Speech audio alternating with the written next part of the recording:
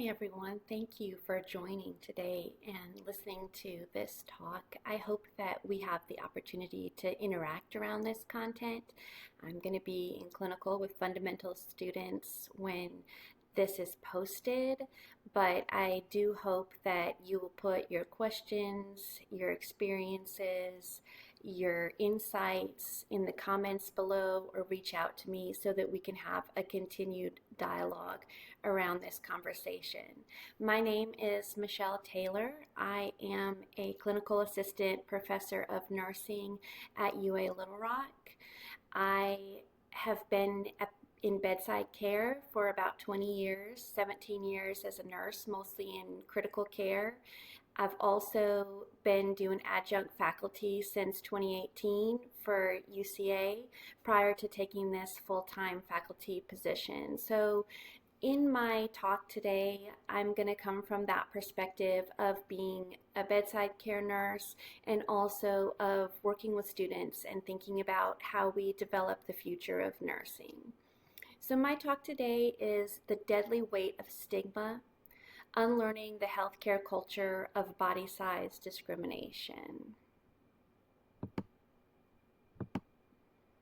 I'm going to start with our learning objectives because after all, nurse educator can't go without my objectives. At the completion of this learning activity, learners will articulate the need for healthcare culture change around weight discrimination, identify how stigma can lead to poor patient outcomes, collectively strategize methods to implement learned content into personal practice settings, and identify educational strategies that encourage students to challenge weight bias. Oops, sorry about that. I'm going to start with a story because of her weight. I stood outside the glass box of her ICU room. Why aren't they doing ECMO? She was a vibrant, beloved college student dying of acute respiratory failure. We'd done everything we knew how to do to combat her viral infection, but she remained hypoxic. The surgeon said she's not a candidate, my coworker replied. A young girl with her whole life in front of her who presented with profound hypoxia, how was she not the first candidate? Because of her weight, he said, as though that should be obvious. She came to us in single organ failure without the comorbidity profile that would rule out ECMO from the start. Multi-organ failure would not come until later, when our care slowly failed to save her. I remember expressing anger and heartache that we could not escalate her care. My coworker empathized with my feelings but looked resigned. After all, it was because of her weight. So why am I starting with a story? And I'm going to be peppering stories throughout this talk, is that I think that stories are a powerful vehicle of knowledge transfer in nursing education.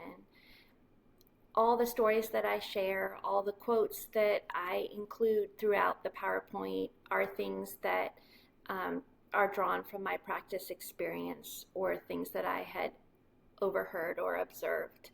This is drawn from my personal practice experience. I think that in a world where we have information at our fingertips and our students do as well, students are able to gather all the information that they would want to gather about disease processes, the nursing process. They can go to generative AI and create their own case studies and test questions and simulations. They have a lot of ability to gather knowledge. So where does that put us as nurse educators in terms of our role?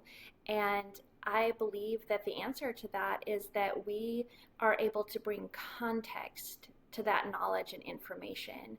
And part of bringing context is sharing stories. It's taking that cognitive learning and placing it in the nuanced, gray, challenging world of the care of actual humans, that whole person care. Storytelling is it has been shown to be a valued part of nursing education to students, and also it has the ability to change students, to help them both with their cognitive understanding, to place it in time and space. That's that context piece.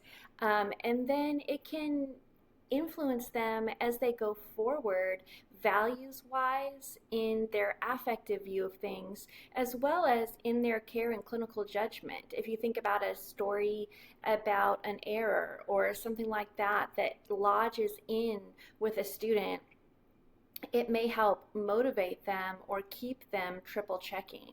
So I think that stories are important. That's my little plug for it and why I'm including stories in this talk. Help me turn the 300-pound man. This is something that I heard, in fact, more than once. People being referred to by their weight in the context of care rather than by their name or even by their room number. In this section, I'm calling healthcare as the first bully. So weight stigma is one of the most reported forms of discrimination in America, approaching rates comparable to racial discrimination. In my practice experience and what I've observed through the years, I think that the prevalence of weight stigma is very high and that it goes unchecked a lot of the time. I think that it's not included in a lot of education or human resources type information because it's not as recognized as a stigma. And I think that the reason for that is because we have accepted a very blame personal responsibility type of mindset towards weight. And so we think of it as something that someone can control or something that is somebody's fault rather than something that is true about a person that maybe they can't change, the way that we view other areas of stigma. So I think that in order to start moving away from stigma, we have to really tear apart that personal responsibility narrative, and we'll get more into that later what I'm talking about. So in the research, women identify physicians as the number one source of weight discrimination, and men list them as second. So that's a pretty profound statement when you think about our culture and all the places that people may be getting their weight stigma from. And then we look at this and we're like, oh, well, that's physicians and we're nurses or we're, other types of healthcare providers. And so we're more sensitive. Well, the context of this type of experience is within the healthcare setting, and there are a lot of nurses and other healthcare personnel that are interfacing with this person to make them feel either safe, comfortable, and seen, or to feel judged, uncomfortable, not listened to. And so we definitely are playing a role in this feeling that is happening, this experience that's not just a feeling, but an experience that people are having when they come to seek healthcare. And when people have come to seek healthcare and they have had their symptoms misattributed to their weight, or experienced other forms of weight-based discrimination, even the very basic, I've heard and read of people talking about coming to a place where the waiting room is not set up in a way that they can sit down and be comfortable at all. So things like this make people less likely to come back to that same healthcare setting to seek preventative care or complete therapies that involve follow-up. And that makes sense because, of course, all of us as humans, if we don't feel heard in a space, if we don't feel supported in a space, and especially if we feel discriminated against in a space, that's not a space that we're going to want to come back to a lot. So what does bullying look like in acute care? And what does it look like in preventative settings? I think that there is, I hesitate to use this term because I feel like it's a buzzword, but I will say there's some medical gaslighting that occurs in healthcare settings for patients where they come and share their experience, their symptoms, and then everything is turned back to being about their weight, and that is often placed back on them as a burden, as if they are somehow less healthy or have failed because of their weight. And we'll go through all of that. Bullying may be as straightforward as comments, as facial expressions, as attitudes or sounds that are made during patient care that show the patient that someone is interacting with their body in a way that is not preserving their dignity. So, for example, referring to someone by their weight, and then when doing patient care, people making sounds or facial expressions to emphasize the fact that this person is heavy, this is taking a lot of work for me. These are things to be conscious of how it impacts. In addition, we have a lot of people in healthcare who are in a situation where they may or may not be completely cognizant. So waking up from sedation, or in a situation where something is impeding their ability to speak or verbalize, but they're still able to hear. And sometimes these conversations and these attitudes happen in spaces where patients can actually hear them, but are not able to speak for themselves, or where family members overhear accidentally, things like that. So my first student corner, which is how I'm going to address how we can talk about these concepts with our students throughout my presentation, is the idea of role play and leadership development. So I'm going to share something that I did with a group of critical care students in clinical post-conference. I don't have longitudinal data on this activity, and if it impacted the students going forward in their practice, that would be something that I would have to look at if it really made an outcome, a practice difference. But I will share the experience that we had. So I created multiple little role play scenarios on 3x5 cards, and most of these were kind of the more complicated ethical based scenarios, and also had to do with dealing with interpersonal interaction, because I found that there was a little bit of a knowledge gap, or effective knowledge gap there.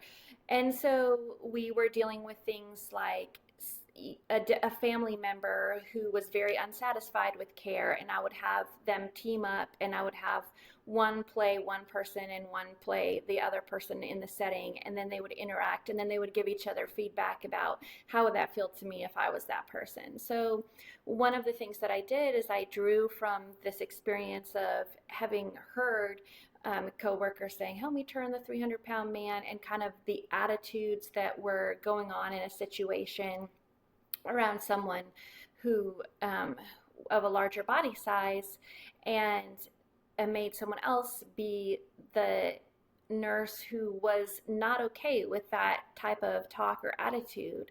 And I put them in that situation and tried to help them think about how can you proceed in that situation in a way that protects your patient's dignity and advocates for your patient. So that's where leadership development comes in, because it's easy to verbalize these things, but in a setting where something is very culturally entrenched, it's very difficult to kind of break yourself away from that, and also to call other people out, to be willing to be the one to say, hey, this is not a safe space for this person if this type of attitude and conversation continues. And so figuring out how to do that. And that's where with students we need to help them develop their sense of being a leader. So we can do that in class or clinical or wherever it is that we challenge them to speak out on their values, on their ethics, but also to explore what kind of leader they are. What are they comfortable with doing? And that's going to be different for different people. There's different forms of leadership that they can rise to. I'm going to move myself here. Okay. another story real quick, and then we'll move on with content.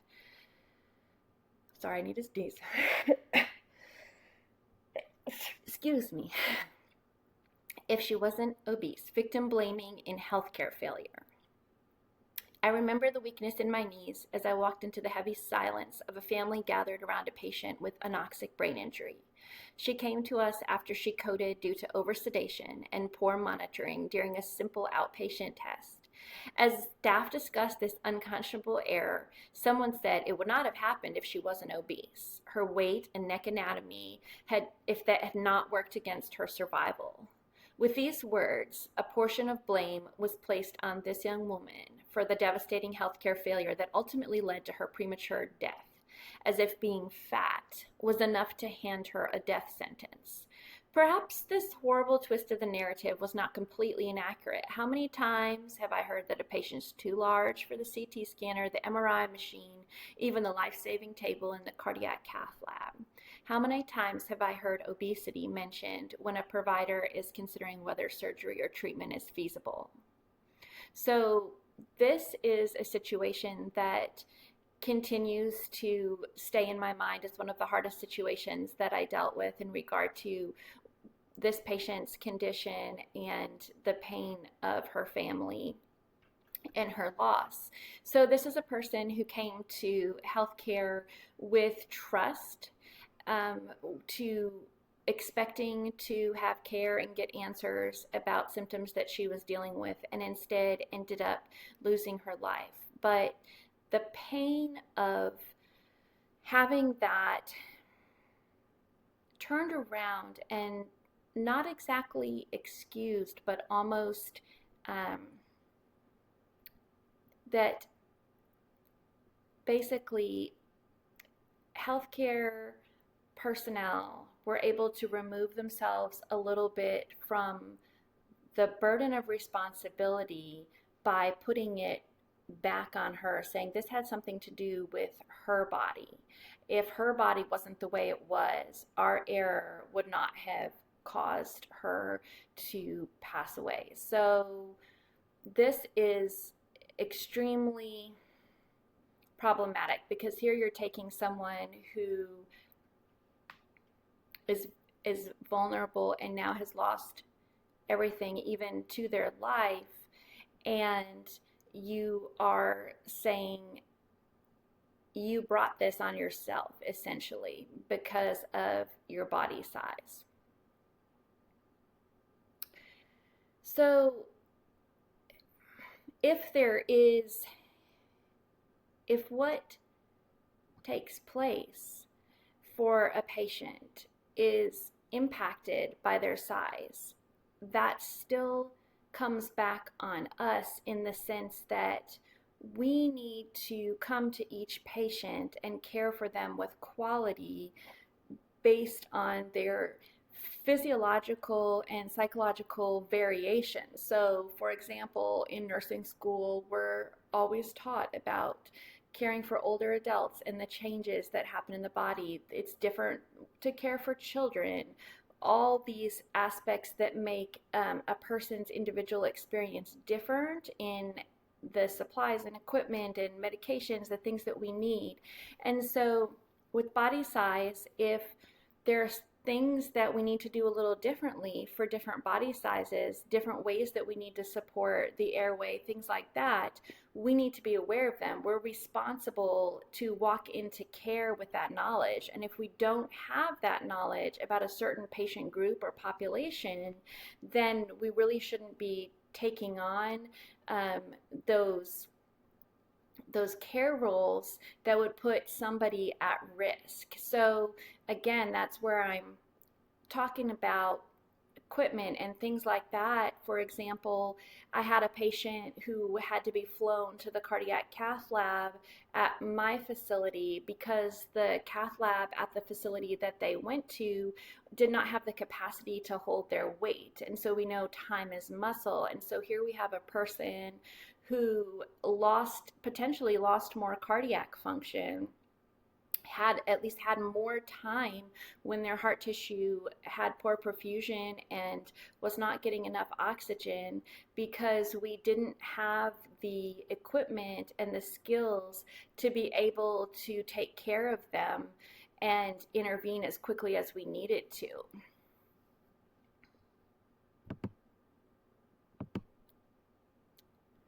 Okay, so we're going to continue to talk about that concept of he brought it on himself, the comfort of blame versus exploration.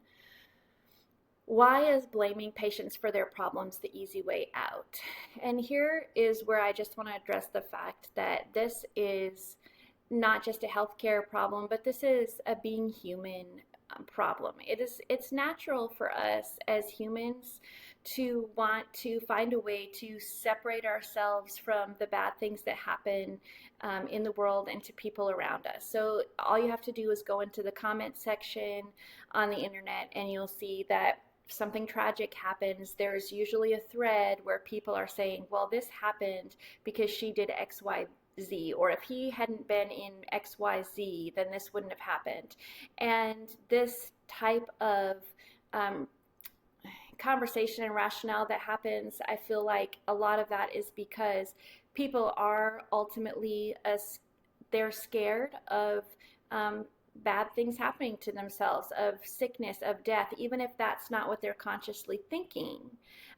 They're trying to create a way to feel safe by removing themselves, thinking, okay, well, if I don't do these certain things or if I don't have this certain situation, the outcome will, for me will be better, or this type of thing won't happen to me or my loved ones.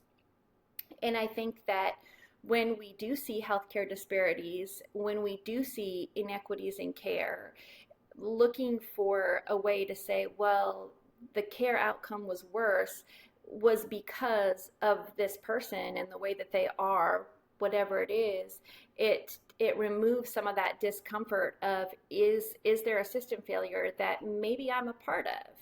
So if we choose to get outside of our comfort zone and not just lean back on that personal responsibility narrative, you might find some things as you explore. So there are a lot of different reasons why people have a larger body size, and that would be things like social determinants of health. So we talk about that a lot in nursing. This would be like poverty and food deserts. Who has the time and the resources to be able to exercise, to be able to do stress relieving activities, to be able to buy and prepare foods that are healthy for their families? So poverty puts people in a lot of stress. We're going to talk about the way that stress hormones impacts body size. It also, people who are living in poverty are more likely to live in food deserts where the food that's available around them is not healthy, fresh food, but more packaged food in convenience stores and things like this. And then just the amount of time that has to go into working to survive that makes it very difficult to do other self-care behaviors. Another aspect is mental health, which can be a result of abuse, trauma, mental illnesses, and the treatment of mental illness. So if any of you have ever read the memoir Hunger by Roxane Gay, it's a very in-depth look at how her experience of trauma as a young teen impacted the rest of her life, and how it led to her being the body size that she was and having to interact with healthcare and the world around her trauma, and then around the weight stigma that she experienced because of everything that she was dealing with. And so these are things that people often had no control over and are trying to navigate their way through. We know that many medications for the treatment of mental illness can cause weight gain, that leads me to the next point, which is medications. How many medications can we list off that have weight gain as a side effect? There's a whole lot. And so when you look at someone, when we as healthcare providers look and say, oh, this person is overweight, so obviously they haven't complied with medication treatment or they're not taking care of their health. Well, it may be their very effort to comply with treatment and take care of their health that has led to them being unable to lose weight or led to them gaining weight. And so if you think about it, with someone who had a inflammatory condition that was causing it to be very difficult for them to have mobility and exercise, who was dealing with the stress of chronic pain, and now they're also taking steroids, and now we have, increased weight gain with the steroids. It's just a result of their medical condition and their medical treatment, and then we're putting blame back on them for not being able to be the ideal body size that we want them to be in healthcare.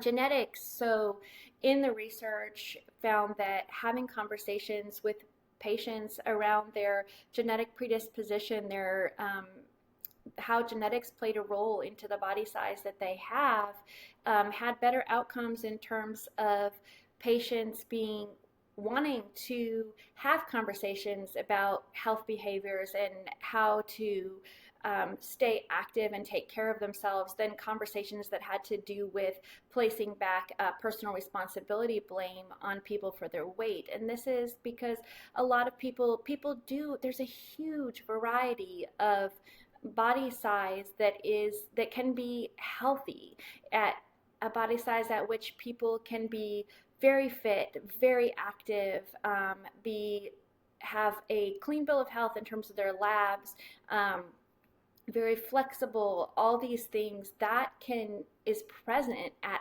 all body sizes. And a lot of that has to do with the genetic predisposition of how someone's made, what type of skin they're supposed to be in on this in their life and because of their family. Discrimination stress. So we know through research, there's a lot of research that shows how discrimination increases stress hormones, which can impact blood pressure, cardiovascular health, and insulin resistance, increase your depressive symptoms. So with all of this, these are things that can play into difficulty losing weight and for people to hold on to weight. And so then and also some of these conditions are conditions that we automatically associate with people being obese. And so if we look at that, there could be some element of the stigma itself playing into this association, or why people are struggling with certain health issues. But also the stigma itself can make it can be contributing to a difficulty losing weight if the person is trying to do that. So Student Corner, I'm going to talk about challenging language. So one thing that I've encountered multiple times is this diagnostic term or code or whatever it is that is put into the chart that says obesity due to excess calories. So the implication of that is she ate herself, or he ate himself into this condition. He eats so much that is why he's obese. And I would say that is very much an assumption. And what I've seen with my nursing students is they just accept it because it's written in the medical chart, and they believe that what is in the medical chart is true, is fact, is verified. And so they would write this down on their sheet when they were writing down all the diagnosis, and they would come to post-conference and they'd be reading it out, and they'd say, okay, we've got hypertension, hyperlipidemia, obesity due to excess calories. And I would challenge them and say, how do you know that? How do you know that it's because of excess calories? Well, it was in the chart. Well, the doctor said it. Okay, how did the doctor say it? Because here I'm working with people in acute care settings, and this was put in by maybe an internal medicine doctor who only met this patient here in the hospital, or the emergency room physician. Does this person really have a profile of what that person's lifestyle looks like? Do they Have they made that person keep a food diary for 3 months where they found out how much they ate, and so they can then say, okay, this is how many calories they had to a day, and this is how many they should have had? No, you know that that didn't happen. You know that that didn't happen. Simply someone started typing in obesity. That was the diagnostic code or criteria that was in there, and they just clicked it and it went into the chart.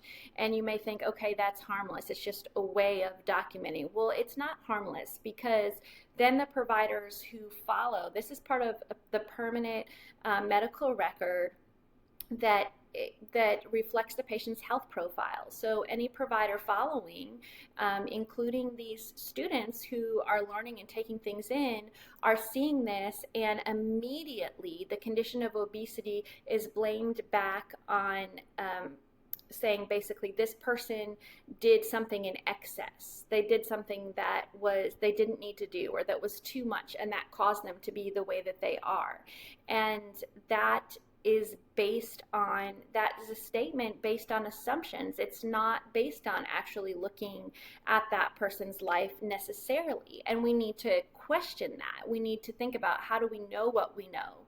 And I also challenge my students to think about, I'm sure all of us have had these little tiny rail thin friends who can just eat and eat and eat, and they're definitely eating excess calories, but there's no change in their body size.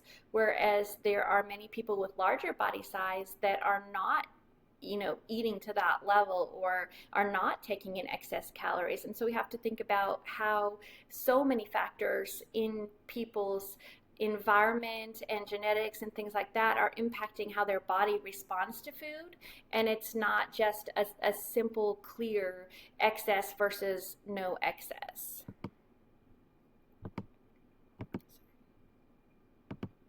Okay, so on to inequities in care, and this is where we get into the way that it really impacts quality and outcome for our patients. So it may be in the basic fundamental nursing, which is, turning skincare and hygiene, because it takes more personnel to do these things. For patients who are obese, sometimes I have observed that there is almost like an acceptance of a certain level of negligence. So that is like, okay, well, this person, it takes 4 or 5 people to come in there and turn them, and so we're not going to be able to do it in the same very vigilant time frame that would be with someone where it only took 1 or 2 people.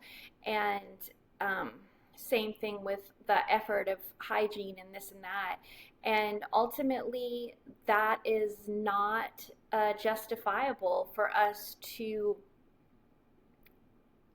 reduce the quality of care, to allow there to be inequities in care, saying, if you come to me like this, then I'll give you this kind of care. But if you come to me like this, then you can't expect that same kind of care. So that goes back to how we plan together to meet the needs of our patients. So to get together and make a turning team or things like that. Misattribution and the failure of timely and accurate diagnosis. This is huge. So you've probably heard a patient, or in your own life, yourself or someone else has had this experience, and that is where someone comes to a provider in a healthcare setting with certain symptoms, and instead of those symptoms being analyzed and delved into, they're just told, you need to lose weight. This is happening because you're fat, essentially, and you need to change that, and then this won't happen anymore. And so in that case, evidence shows that people of a larger body size are more likely to have a delayed diagnosis for things that are going on, because they may have to go back multiple times or go to different providers to finally be heard, instead of just having every conversation turned into a conversation about their weight and what they need to do about their weight. So that is delay in diagnosis, but we also have treatment delay, and that goes back to the things to do with the resources and equipment that we have. So if we don't have the right equipment to be able to do the testing and the treatments that we need, it can lead to injury, delays in care. There are certain services that maybe they can't receive, like that gentleman who had to leave the hospital that he was at. He was not able to receive the service that he needed, and it can be an insult to patients' dignity, especially with poor planning. If we don't know the weight and size capacities of our equipment and the patient experiences a fall or something else like that, that can be very hard on their dignity when they realize that it's related to the equipment's inability to hold their body size. So I have definitely heard some pretty harsh criticism, some very stigmatizing talk around this type of thing, where it's like, well, if people want to be able to receive healthcare services, they need to be of a body size that is suitable for these things that we have created. These are big enough, essentially.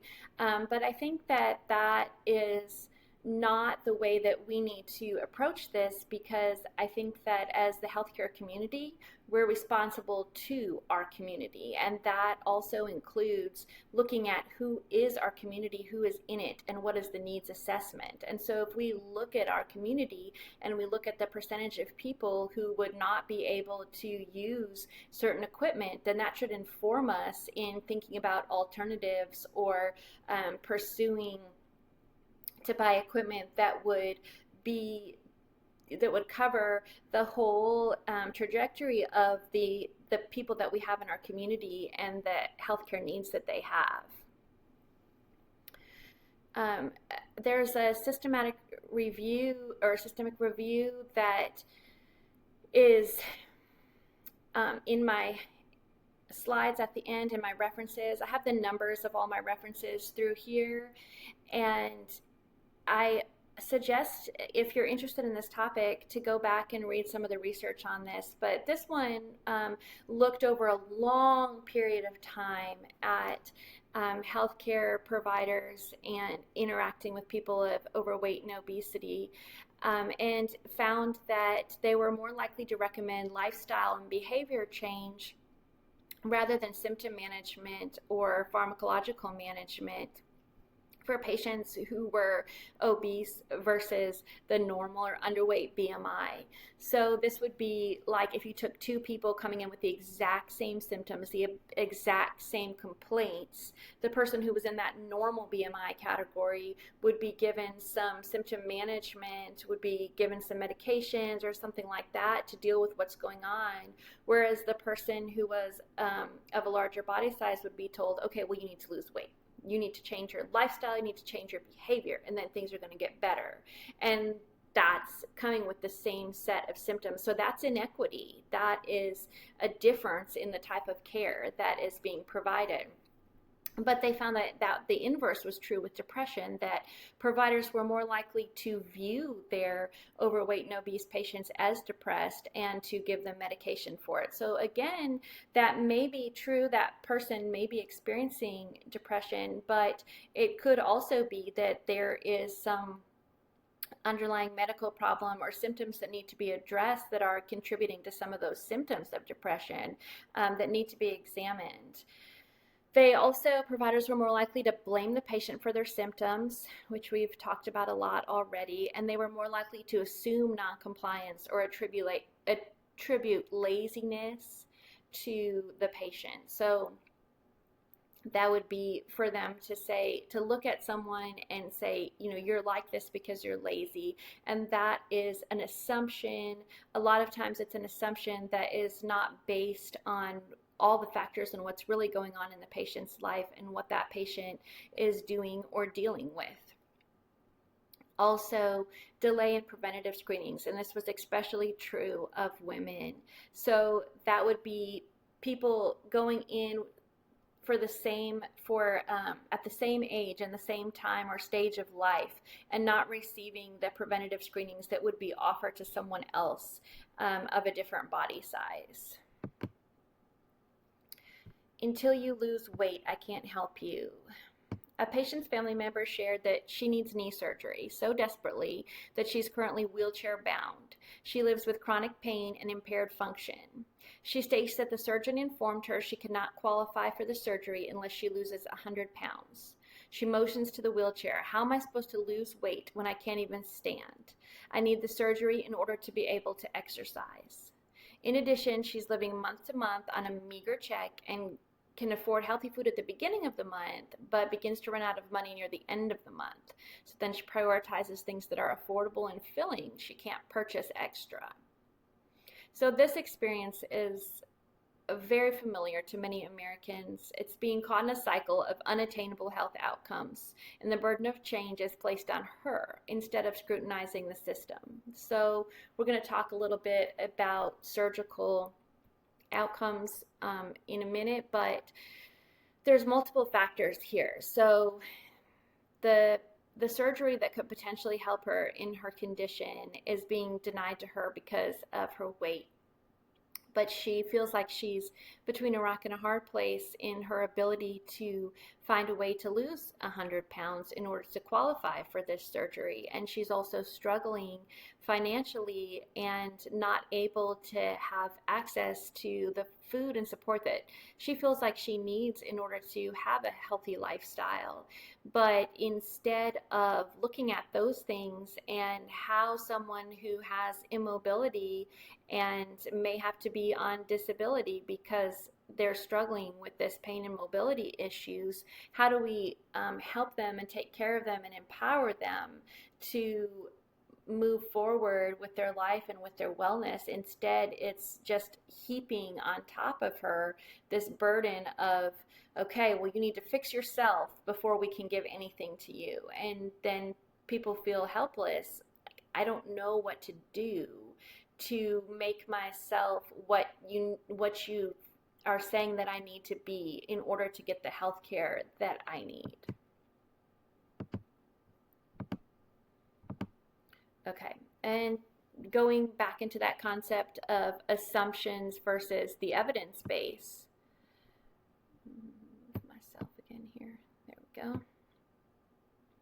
In a study published in the Journal of Cardiac Surgery, they found that obesity had no impact on ECMO outcomes or ventilator dependence. I put this in bold because when I had some emotional space from everything that had happened during that time period, and I went and I delved into studying about ECMO and obesity, I found, because I wanted to see if I could find the evidence for things that I had observed, and what I found was that there was evidence to the contrary, that there was a traditional view, a cult, basically a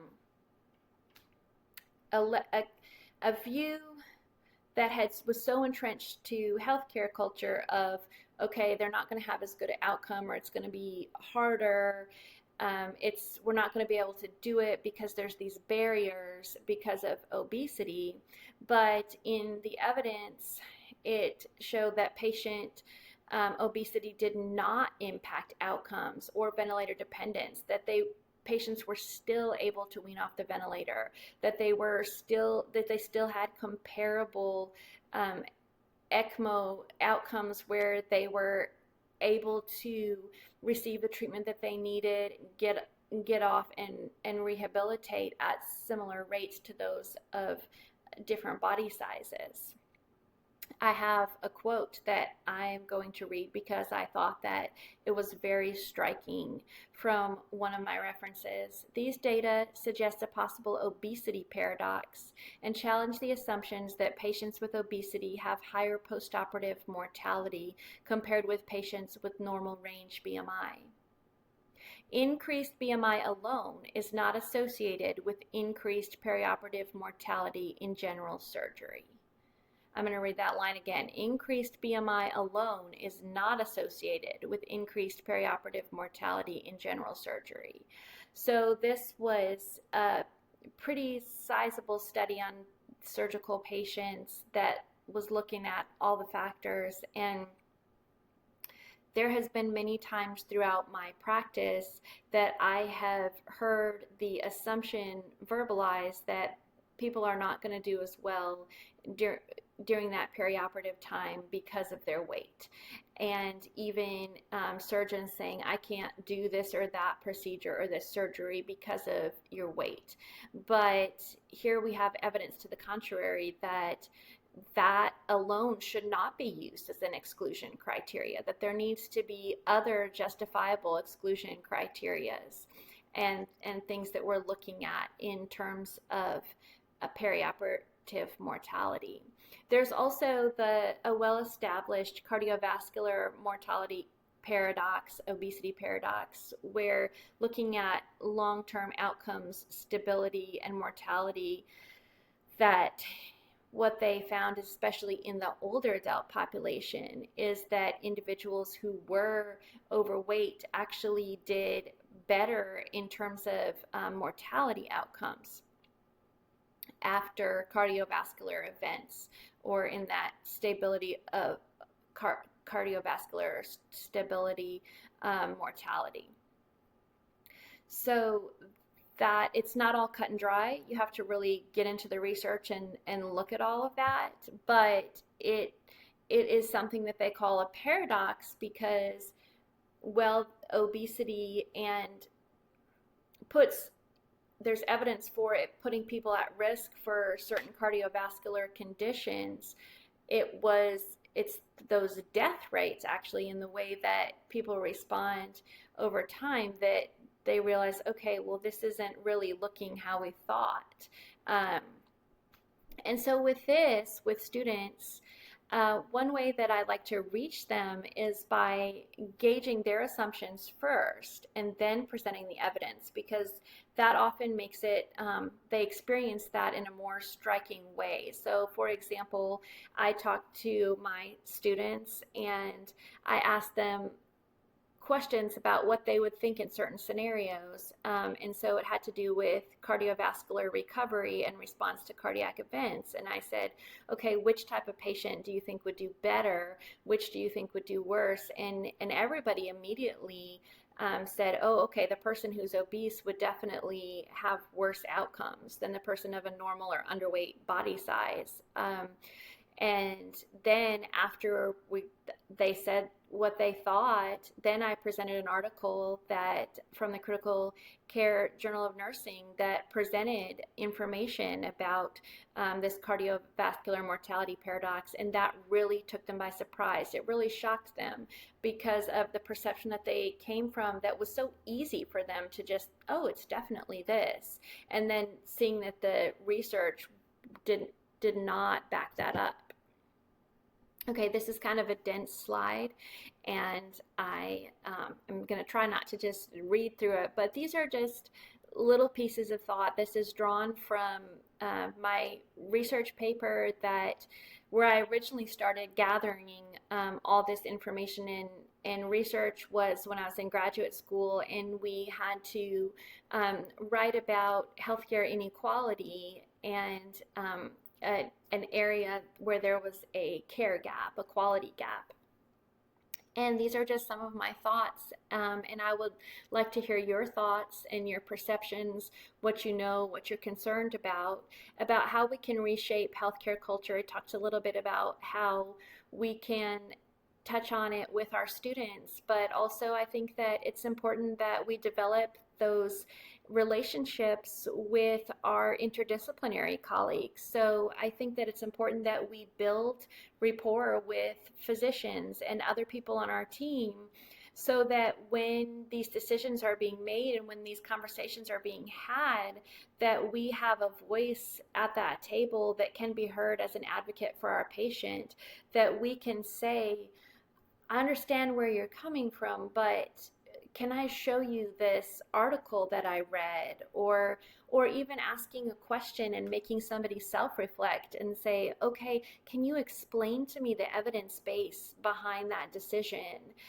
to deny someone of surgery because of their size or something like that? And see if they have something that they can explain to you, or if there is an unrecognized knowledge gap there that we can help fill if we've built those relationships with our interdisciplinary colleagues. And I think that it's important for us to understand that weight stigma and care disparity itself can be responsible for some of the differences that we see in wellness profile for people of different body size. That it's not always just a function of weight, but it may actually be influenced by their experience of stigma, certain health issues that people are facing. Curriculum that teaches that weight is primarily a function of personal choice and that larger body size is intrinsically unhealthy is scientifically outdated. It needs to be replaced with a more nuanced view that highlights the complex interplay of factors that determine body size and health. It's important that healthcare providers and students, that we see example of health and wellness at all body sizes in curriculum. So I think that it's important for there to be not only conversation about inequality and stigma, but also showing the power and the health and things like that that can exist at all different BMIs, at all different body sizes, and how people are living their best life and staying active and healthy at many different body sizes. Sometimes presenting information is not enough. There's such a deep healthcare culture around stigma, weight stigma, even that is unrealized, that unconscious bias.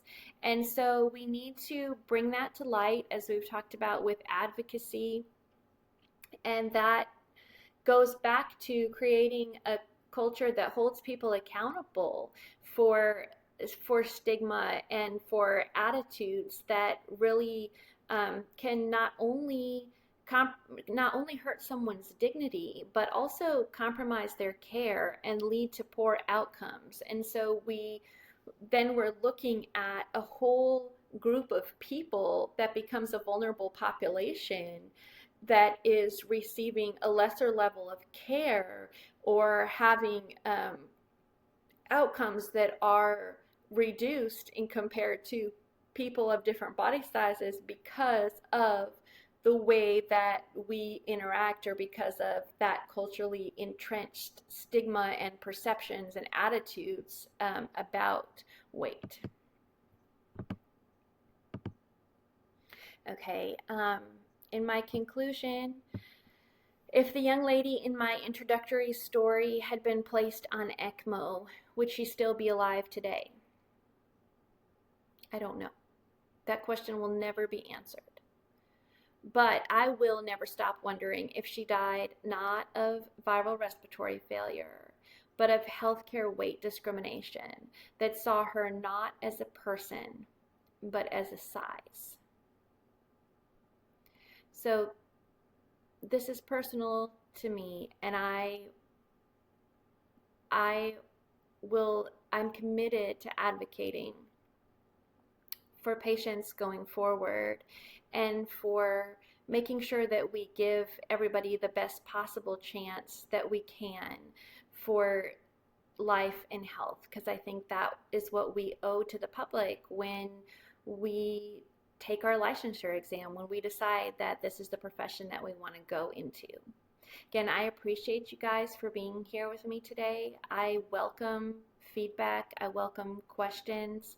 I welcome concerns, insights, stories, and I hope that we can continue to have a conversation together. I'm going to click through real quick my reference slides, but I hope that you'll take some time to delve into the research yourself and learn a little bit about this topic or expand your knowledge of this topic. Thank you very much.